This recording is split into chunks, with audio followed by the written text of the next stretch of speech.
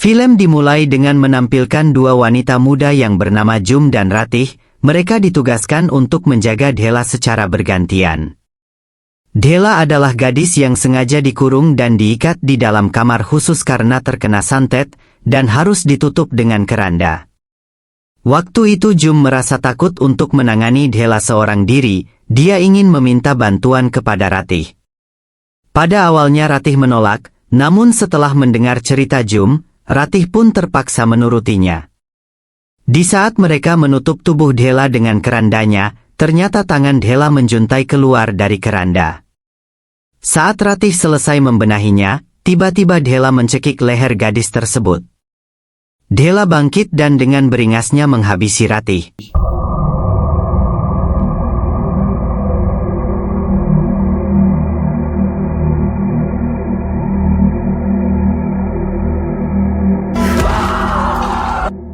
Setelah itu Dhela mendekati Jum dan mencekiknya.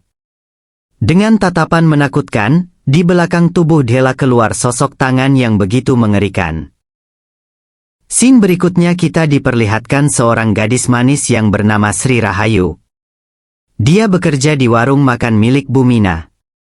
Dia terpaksa ingin meminjam uang pada majikannya untuk membeli obat buat sang ayah yang sedang sakit-sakitan. Tetapi pada saat itu Bumina tidak memberikan pinjaman karena dia sendiri memerlukan biaya untuk hidup sehari-hari. Bumina kemudian memberikan selembaran informasi lowongan pekerjaan. Siapa tahu berguna buat Sri. Lowongan kerja itu berasal dari keluarga Atmojo, dan yang membuat Sri heran karena setiap hari keluarga Atmojo selalu mencari pembantu. Beberapa saat kemudian ada seorang pria yang makan di situ. Pria itu hanya makan nasi dan meninggalkan lauknya saja, dan minumnya pun segelas air putih. Hal itu membuat Sri heran apalagi pria itu hanya membayar dengan uang 500 rupiah saja. Bumina pun memaklumi karena katanya pria itu memang sedang berpuasa mutih, yaitu puasa yang hanya boleh makan nasi dan air putih saja. Karena diiming-imingi bayaran yang mahal, Sri kemudian mendatangi rumah keluarga Atmojo untuk melamar pekerjaan itu dengan mengayuh sepedanya. Dan ternyata sesampainya di sana sudah membludak antrian para wanita yang membutuhkan pekerjaan. Saat sedang berada di dalam antrian, Sri mendengar calon pelamar yang ngedumel gara-gara mereka ditolak padahal mereka punya ijazah SMA. Di situ Sri langsung pesimis karena dia tidak punya surat tanda lulus sekolah. Lalu mendadak turun hujan, sehingga Sri memutuskan untuk pulang saja. Namun tiba-tiba Sri tertabrak oleh mobil yang dikendarai oleh sopir keluarga Atmojo yang bernama Sugi. Sri kemudian ditolong oleh pegawai keluarga itu yang bernama Lydia dan dibawa masuk ke dalam rumah. Gadis desa itu kemudian langsung diobati oleh Lydia. Tak lama kemudian setelah itu Lydia dipanggil oleh seseorang dari dalam rumah.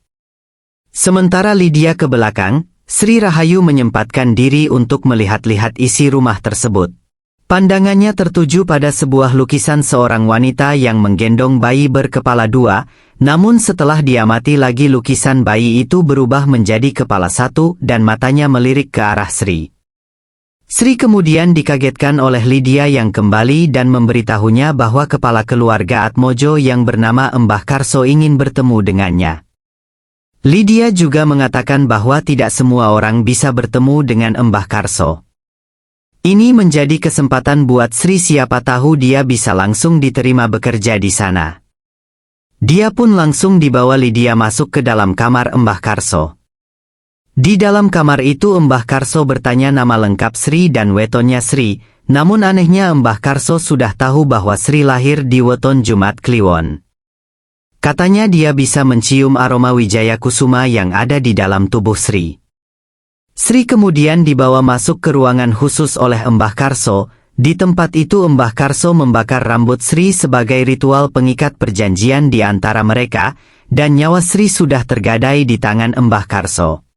Kemudian Mbah Karso meminta kepada Sri untuk membasuh punggungnya yang penuh dengan luka menjijikan dengan air kembang 7 rupa. Sambil menahan bau dan jijiknya luka itu, kemudian Sri tak sadarkan diri setelah menghirup asap kemenyan dan rambutnya yang ditiupkan oleh Mbah Karso. Saat sadar, Sri sudah berada di depan rumahnya dan diantar oleh Sugi. Sugi menyampaikan pesan Embah Karso, agar Sri tidak menceritakan kepada siapapun tentang kejadian yang baru dia alami. Sri kemudian menceritakan keputusannya kepada sang ayah, meskipun ayahnya telah memiliki firasat buruk, namun Sri tetap mencoba pekerjaan itu. Karena dia sangat membutuhkan banyak biaya untuk pengobatan ayahnya. Saat Sri tertidur, dia mendengar suara ayahnya yang memanggil-manggil dirinya. Ketika dia menghampirinya, Sri terkejut bukan main melihat tubuh sang ayah yang tinggal separuh seperti palasik dan berusaha mencelakainya. Namun semua itu hanyalah mimpi Sri saja. Di pagi hari, Sri mengalami keanehan, di mana lengan tangan kanan Sri tiba-tiba muncul simbol aneh yang tidak bisa dia hapus. Sri kemudian siap berangkat kerja dan dijemput oleh Sugi. Di dalam mobil itu, rupanya sudah ada dua wanita lain yang bernama Erna dan Dini. Sri pun merasa heran kenapa mereka bertiga juga memiliki simbol yang sama di lengan mereka. Dini sebagai orang yang lebih dulu bekerja di tempat Embah Karso, mengatakan bahwa Embah Karso juga melakukan hal yang sama pada Sri dan Erna. Setelah itu mereka langsung dibawa ke tempat kerja yang melewati hutan yang sangat lebat, sampai-sampai membuat mereka tertidur. Saat mereka terbangun, Sri pun bertanya pada Sugi, kenapa tidak dibawa ke rumah Embah Karso. Namun Sugi tidak menjawabnya, dan dia malah turun menghampiri sebuah payung berwarna hijau yang disebut payung mayit. Di bawah payung itu Sugi menaruh bunga dan meneteskan sedikit darahnya. Erna dan Sri yang melihatnya pun dibuat kebingungan. Setelah itu mereka melanjutkan perjalanan. Singkat cerita, mereka pun sampai di tempat tujuan. Alih-alih bekerja di rumah gedongan, justru mereka diturunkan di depan rumah joglo tua yang berada di tengah-tengah hutan. Mereka bertiga diperkenalkan dengan Embah Tamin sang penjaga rumah itu. Embah Tamin meminta mereka bertiga untuk memakai jarik yang sudah disiapkan dan sudah diberi air kembang 7 rupa. Pria tua itu pun menyuruh Dini untuk mengambil seember air, kemudian mereka dibawa masuk ke dalam sebuah kamar yang tergembok. Gadis-gadis itu pun terkejut melihat keranda di hadapannya. Sri dan Erna semakin terkejut saat melihat di dalam keranda itu terbaring tubuh seorang perempuan yang bernama Dhela Atmojo. Dan tugas ketiga wanita itu adalah membasuh tubuh Dhela dengan air kembang 7 rupa, yang disebut dengan ritual basuh sedo. Dhela adalah cucu Embah Karso yang menjadi korban santet ampuh, akibat santet itu tubuhnya dikuasai makhluk jahat yang bernama Sengar Turih. Sengar Turih akan tertahan di tubuh Dhela selama 1000 hari. Basuh sedo sendiri hanya bertujuan untuk menenangkan Sengar Turih agar tidak merajalela dan melukai orang-orang. Embah Tamin menjelaskan bahwa ritual itu dilakukan saat senja tiba dan harus selesai sebelum matahari terbenam. Sebagai orang yang sudah lama bekerja di keluarga Atmojo, Dini harus menunjukkan cara kerja menangani Dhela pada Sri dan Erna. Tugas mereka tidak terlalu susah, karena sudah disiapkan tip dan kaset yang berisi suara Embah Karso yang menjelaskan urutan prosesi ritual basuh sedo. Dini yang saat itu mempraktekkan tugasnya, tiba-tiba tangannya digigit oleh Dhela.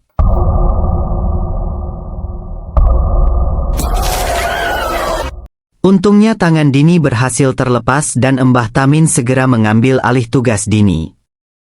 Erna dan Sri yang ketakutan berusaha untuk meninggalkan tempat itu. Namun saat mereka sampai di dekat payung mayit, tiba-tiba mereka mendengar suara dengungan yang membuat Sri dan Erna pusing dan juga mengalami mimisan. Tak lama kemudian, mereka pun pingsan. Kedua gadis itu pun dibawa kembali masuk ke dalam rumah joglo tersebut oleh Sugi. Di situ Embah Tamin menceritakan bahwa mereka tidak akan bisa keluar dari sana, karena sudah terikat perjanjian dengan Embah Karso. Apalagi tempat itu juga sudah dipagari dengan kekuatan gaib, jadi sangat sedikit kemungkinan mereka untuk bisa meninggalkan tempat itu. Jadi mau tidak mau, mereka harus menjalankan tugasnya untuk membasuh dan menjaga Dhela selama 4 hari ke depan, karena memang prosesi itu hanya kurang 4 hari saja untuk menuju hari ke-1000. Setelah ditinggal Sugi dan Embah Tamin, di rumah itu hanya dijaga oleh 3 perempuan tersebut. Pada malam itu, Dini bercerita bahwa sejak kerasukan Sengar Turih, Dela telah menghabisi kedua orang tuanya. Tapi Dela berhasil dikerangkeng sebelum akan menghabisi Embah Karso. Tapi kejadian itu ada sebelum Basuh Sedo. Setelah Basuh Sedo dilakukan, Dela dan Sengar Turih sudah bisa dikendalikan. Keesokan harinya saat Sri sedang bersih-bersih, tiba-tiba dia mendengar suara Dela di kamarnya. Gadis itu pun mencoba mengintipnya dari lubang pintu. Suara Dela merintih meminta tolong terdengar dengan jelas, dan Sri pun dikejutkan oleh bayangan di bawah pintu kamar itu. Sri menceritakan hal itu kepada Dini, namun Dini mengatakan itu bukanlah suara Dela, melainkan suara Sengar Turih. Dini yang saat itu memperbaiki pompa air, meminta Erna untuk membasuh Dela sendirian. Karena hari itu sudah sore, mau tidak mau Erna harus melakukannya, karena Sri diminta untuk membantu Dini memperbaiki pompa itu. Pada malam harinya saat Sri sedang tidur, dia bermimpi terbangun di sebuah lubang yang ada di tengah-tengah kebun tebu.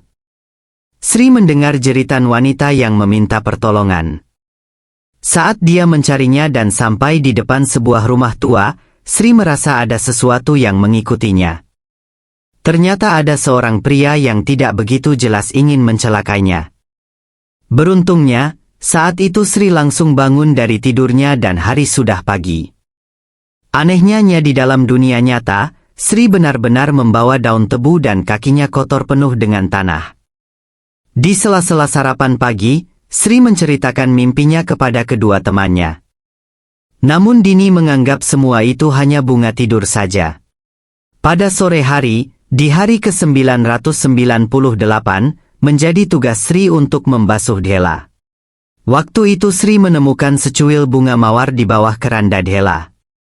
Tanpa menaruh curiga, Sri pun melanjutkan tugasnya.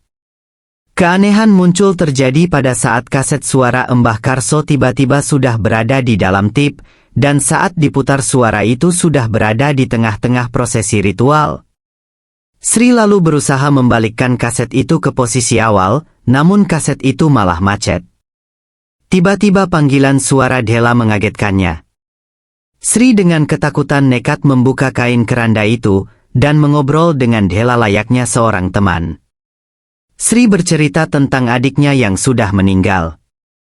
Dengan suara lirihnya Dela meminta Sri untuk mendekat, agar dia bisa melihat wajah orang yang telah merawatnya. Sri pun mendekati Dela, dan dia bercerita tentang mimpinya. Namun tiba-tiba kaset berbunyi kembali yang membuat Sri kaget. Sri lalu mendekati tip itu, sementara lilin dan lampu kemudian mendadak mati. Setelah Sri menyalakannya kembali, Dela merengek meminta Sri mendekat lagi. Saat itulah Dela berubah jadi tubuh Sengar Turih dan berusaha menyerangnya. Beruntungnya Dini segera datang, dan Dela ternyata masih dalam kondisi terbaring dan tidak sadarkan diri. Dini akhirnya marah kepada Sri, karena mengira Sri tidak bekerja dengan serius. Pada malam harinya Sri kembali bermimpi, dia bangun di tengah-tengah kebun tebu sama seperti hari sebelumnya.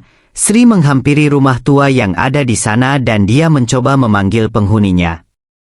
Namun Sri tidak mendapatkan jawaban. Dia malah kembali akan dicelakai oleh pria yang ada dalam mimpi sebelumnya. Beruntungnya Sri langsung terbangun dari mimpi buruknya itu. Lagi-lagi mimpi itu ternyata seperti nyata dengan meninggalkan bekas, yang kali ini rambut Sri terpotong karena sabetan kapak.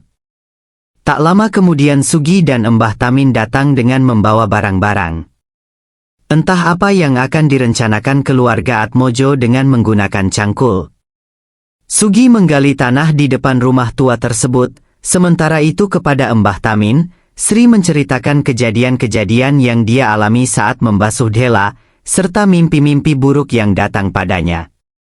Namun Embah Tamin tidak memberikan jawaban yang memuaskan hatinya. Setelah kepergian Embah Tamin dan Sugi, Erna dan Sri nekat membuka kain penutup lubang yang ada di rumah. Namun ternyata lubang berukuran seperti kuburan manusia itu tidak berisi apapun. Sore itu Sri harus menjalankan tugasnya lagi setelah kemarin dia gagal melakukannya. Dan kali ini, Sri ditemani oleh Dini. Kejadian aneh lagi-lagi terjadi, mulai dengan kaset yang sudah berada di tengah ritual hingga ember air yang tiba-tiba bocor. Sementara hari semakin sore, Sri cepat mengambil ember lain.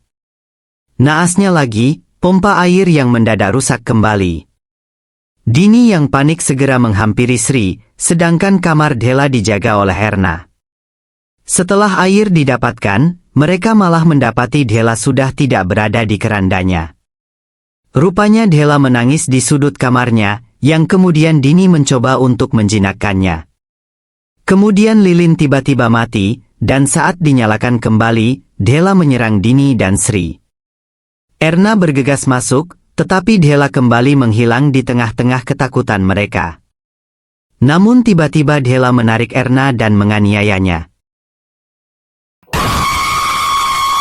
Dhela akhirnya dibaringkan lagi di keranda itu dan dibasuh oleh Dini. Di saat itulah, iblis yang menguasai Dhela berkata, bahwa ketiga gadis itu sengaja didatangkan oleh keluarga Atmojo hanya untuk dijadikan tumbal. Mereka semua akhirnya berdebat. Erna tiba-tiba menanyakan hari kelahiran kedua temannya itu yang kebetulan berweton sama, yaitu Jumat Kliwon. Erna sepertinya percaya apa yang dikatakan Sengar Turih bahwa mereka benar-benar akan ditumbalkan oleh Mbah Karso, dan lubang yang ada di depan rumah itu bisa jadi akan menjadi kuburan untuk mereka. Dini kemudian menceritakan tentang dua sahabatnya yang ada di awal film tadi, yaitu Jum dan Ratih. Mereka berdua tewas di tangan Dhela. Esok harinya, Sri dan Dini melihat gembok kamar Dhela sudah terbuka. Ternyata Dhela sudah lepas dan menghilang. Saat mereka bertiga mencarinya, rupanya Dhela keluar dengan membobol jendela kamarnya. Ketiga wanita itu kebingungan serta panik. Tiba-tiba Dini teringat dengan ucapan Mbah Tamin, bahwa tempat itu sudah dipagari, jadi kemungkinan Dhela masih berada di sekitar tempat itu selama payung mayit itu masih tertancap di area pembatas. Mereka akhirnya mencari Dhela di sekitar payung itu. Namun tiba-tiba, ada yang menimpuk kepala Dini hingga pingsan.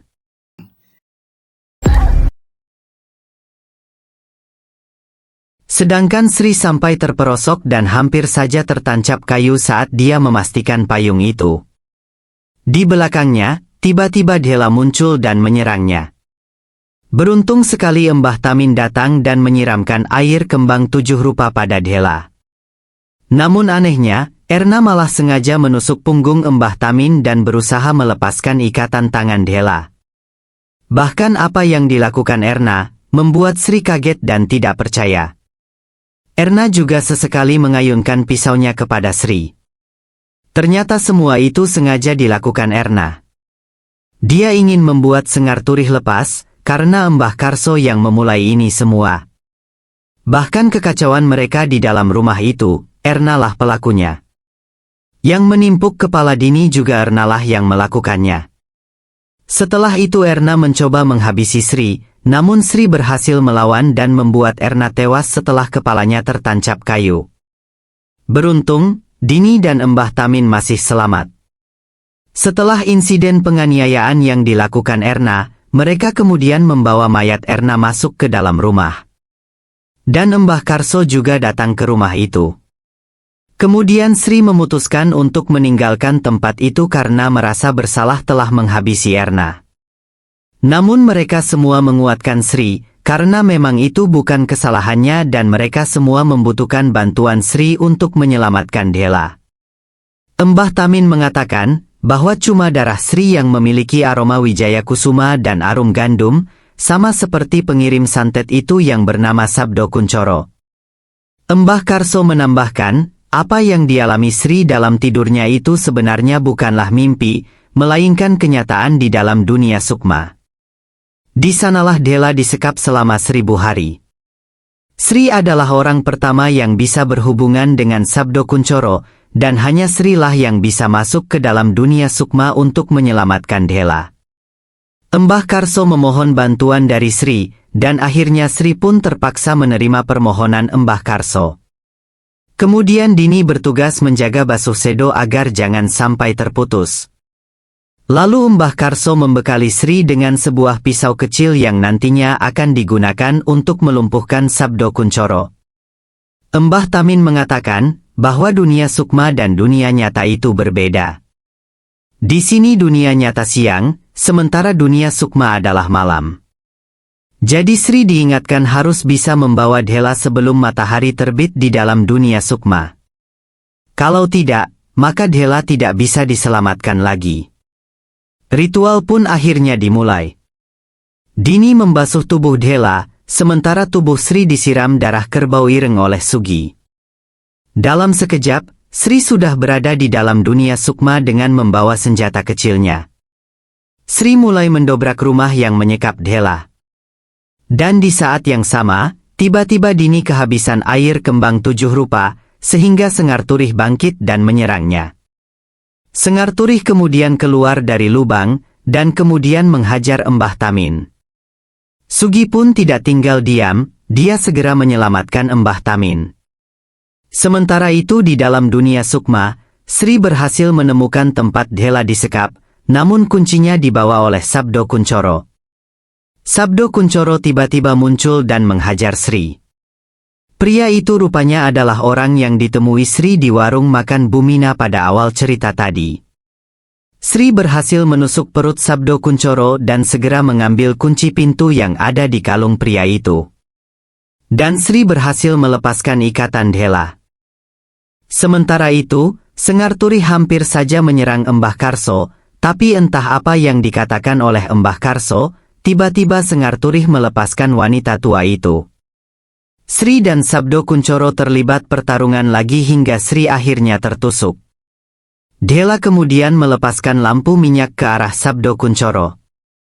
Kemudian Dhela dan Sri segera menyelamatkan diri dari pria itu. Sengar Turih lalu keluar dari tubuh Dhela dan mengejar Sri dan Dhela di dalam dunia sukma. Waktu itu matahari hampir mulai terbit, Sengar Turih mencekik leher Sri. Namun beruntungnya, Sri berhasil menusuk kepala iblis itu dengan pisau kecilnya. Sri dan Dhela langsung masuk ke dalam lubang tanah, dan akhirnya mereka kembali ke tubuh mereka masing-masing. Dhela telah berhasil diselamatkan. Seketika itu, dia langsung memeluk Mbah Karso dengan bahagia. Sementara itu di dalam dunia sukma, Sabdo Kuncoro harus kecewa karena tawanannya terlepas. Rupanya Sabdo Kuncoro adalah kekasih dari Erna, mereka adalah orang yang mengirimkan santet Sewu Dino kepada Dhela. Dan kini, Sabdo Kuncoro harus jadi mangsa iblis santetnya sendiri. Sesuai janji yang telah diucapkan Mbah Karso, dia memberikan uang 10 juta kepada Sri sebagai imbalan. Sri kemudian bertanya kepada Mbah Karso, apakah benar yang memulai semua ini adalah Mbah Karso sendiri. Namun Mbah Karso mengatakan bahwa Sri tidak boleh tahu melebihi apa yang sudah Sri ketahui sekarang. Sri akhirnya menolak uang itu, dan dia pergi meninggalkan rumah Mbah Karso. Di dalam perjalanan, Sugi membenarkan keputusan Sri yang menolak uang dari Mbah Karso. Karena kalau sampai diterima, nasib Sri sama saja seperti nasib Sugi. Entah apa itu, namun Mbah Karso akan memaksa terus sampai Sri mau menerimanya. Sugi juga mengatakan bahwa dulunya Sabdo Kuncoro adalah majikannya. Terakhir kali Sugi tahu Sabdo Kuncoro kabur, yang membawanya selamat dari peristiwa berdarah. Seluruh keluarga Sabdo Kuncoro tewas karena santet yang dikirim oleh keluarga Atmojo, yaitu santet Janur Ireng. Kemudian terlihat Sabdo Kuncoro tewas dengan kepala terpenggal. Sementara itu, simbol yang ada di tangan Sri pun tiba-tiba menghilang. Dan, film pun berakhir.